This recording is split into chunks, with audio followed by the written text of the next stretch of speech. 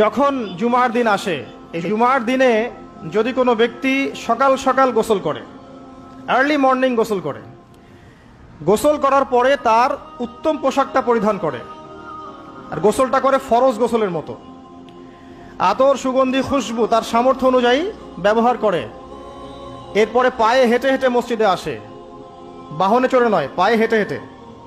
যদি আপনি অনেক দূরে থাকেন সেটা আলাদা কথা।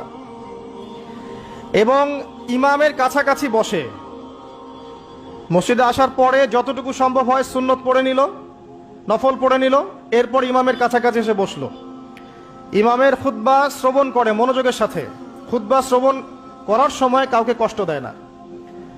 কাউকে কষ্ট দেয় না মানে হচ্ছে যে কেউ কথা বললে তাকে এতটুকু বলে না যে তুমি চুপ করো,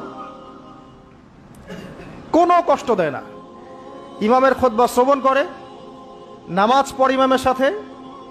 এই ব্যক্তির আমল নামায় নবী সাল্লাল্লাহু আলাইহি ওয়াসাল্লাম বলছেন যে প্রত্যেক পদক্ষেপের বিনিময়ে 1 বছরের নফল নামাজ আর 1 বছরের নফল রোজার নেকি লেখা হয়।